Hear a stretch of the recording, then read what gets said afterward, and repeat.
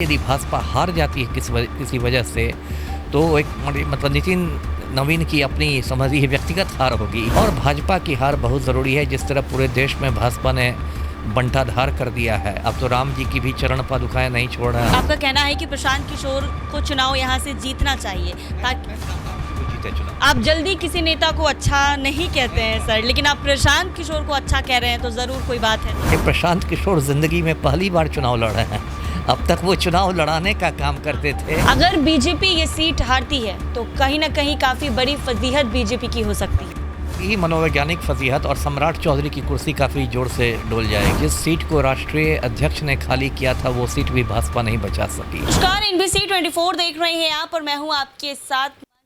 बांकीपुर विधानसभा seat जो है hot seat बना हुआ है क्योंकि बांकीपुर विधानसभा सीट पर उपचुनाव होने हैं। नितिन नवीन इस सीट से विधायक हुआ करते थे, लेकिन उनके राज्यसभा चले जाने के बाद ये सीट अब खाली हो गई है। लेकिन अब इस सीट को लेकर कुर्सी की लड़ाई शुरू हो गई है, या फिर यूं कह ले तो बांकीपुर विधानसभा सीट पर घमासान लगातार जारी है। एक तरफ तो बीजेपी की गर्व मानी जाती है ये सीट, लेकिन दूसरी तरफ जनसुराज के सूत्रधार प्रशांत किशोर खुद इस सीट से चुनाव लड़ने का ऐलान कर चुके हैं। यानी यूं कह ले तो प्रशांत किशोर इस सीट से चुनाव लड़ने जा रहे हैं। आज से नामांकन की प्रक्रिया भी शुरू हो चुकी है। 30 जुलाई को चुनाव होना है, लेकिन घमासान जबरदस्त होगा, मुकाबला भी जबरदस्त होगा। इस पर बातचीत करने के हमारे साथ पूर्व IPS अधिकारी अमिताभ दास जी हैं। आइए बातचीत करते हैं, जानते हैं कि इस सीट पर मुकाबला कितना जबरदस्त होने वाला है। क्या लगता है सर, बांकीपुर विधानसभा सीट पर मुकाबला इस बार जबरदस्त है क्योंकि कुर्सी की लड़ाई जारी है?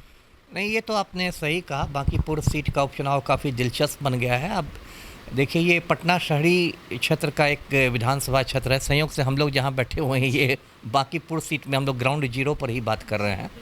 और बांकीपुर से नितिन नवीन काफ़ी सालों से विधायक थे, बिहार सरकार में मंत्री भी थे, लेकिन कुछ महीने पहले नितिन नवीन भाजपा के राष्ट्रीय अध्यक्ष बन गए। फिर उन्होंने मतलब राज्यसभा की सदस्यता ले ली और उन्होंने बांकीपुर से इस्तीफ़ा दे दिया, तो ये सीट खाली हो गई है। और कानून ये है कि यदि कोई सीट खाली होती है तो 6 महीने के अंदर उसमें उपचुनाव होता है उसको भरने के लिए। तो अभी चुनाव आयोग ने तारीखों का ऐलान किया है। 30 जुलाई को बांकीपुर में मतदान होगा और 3 अगस्त को मतगणना होगी, काउंटिंग होगी। तो देखिए, एक सीट बांकीपुर उपचुनाव से बिहार सरकार की सेहत पर कोई असर नहीं पड़ने वाला है, क्योंकि 243 सीटें हैं बिहार विधानसभा में, उसमें 200 से ज़्यादा सीटें NDA को है, तो प्रचंड बहुमत है। तो ये सरकार पर ऐसे कोई असर नहीं होगा। लेकिन 2-3 कारणों से ये सीट मतलब हॉट सीट बन गई है। एक तो वजह यह है कि जनसुराज पार्टी के जो सूत्रधार हैं प्रशांत किशोर, उन्होंने ऐलान कर दिया है कि वो यहाँ से लड़ेंगे। ये प्रशांत किशोर ज़िंदगी में पहली बार चुनाव लड़ रहे हैं, अब तक वो चुनाव लड़ाने का काम करते थे, है ना, चुनावी रणनीतिकार थे। यहाँ तक कि पिछले चुनाव में, विधानसभा चुनाव में जनसुराज पार्टी ने बिहार में 238 सीटों पर चुनाव लड़ा, लेकिन खुद प्रशांत किशोर नहीं खड़ा हुए थे। तो उनकी ज़िंदगी का भी एक समझिए पहला अनुभव ही है कि वो खुद खड़े हो रहे हैं। और इससे प्रशांत किशोर की राष्ट्रीय स्तर पर पहचान है, बिहार के बाहर भी पहचान है, तो पूरे राष्ट्रीय मीडिया की भी इस पर मतलब नज़र रहेगी बांकीपुर में क्या होगा जी। और दूसरी बात यह है कि नितिन नवीन ने खाली की है ये सीट, राष्ट्रीय अध्यक्ष की खाली हुई सीट है। तो यहाँ यदि भाजपा हार जाती है किसी वजह से तो एक मतलब नितिन नवीन की अपनी समझिए व्यक्तिगत हार होगी और एक तरह से भाजपा की बहुत फजीहत हो जाएगी कि जिस सीट को राष्ट्रीय अध्यक्ष ने खाली किया था वो सीट भी भाजपा नहीं बचा सकी। अब इसमें चुनाव में देखिए बहुत सारे किंतु परंतु वाली बात है। अब तक भाजपा ने अपने उम्मीदवार की घोषणा नहीं की है।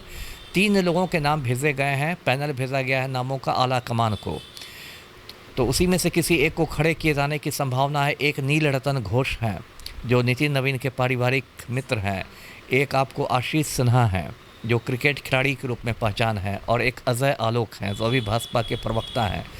तो ये तीनों कायस्थ समुदाय से ही आते हैं। जो बांकीपुर कायस्थ मतदाताओं की संख्या काफ़ी ज़्यादा है, 70,000 के आसपास है।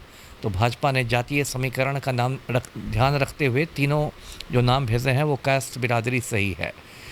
तो और महागठबंधन ने अपना रुख अभी क्लियर नहीं किया है। देखिए, व्यक्तिगत रूप से मैं चाहूँगा कि प्रशांत किशोर की जीत हो, क्योंकि देखिए मैं कोई जनसुराजी नहीं हूँ, लेकिन प्रशांत किशोर तब भी एक साफ़ सुथरे छवि के व्यक्ति हैं, पढ़े लिखे हैं, बिहार के बारे में अच्छी बातें सोचते हैं, पलायन पर बोलते हैं, शिक्षा पर बोलते हैं, मंदिर मस्जिद का झगड़ा नहीं कराते हैं।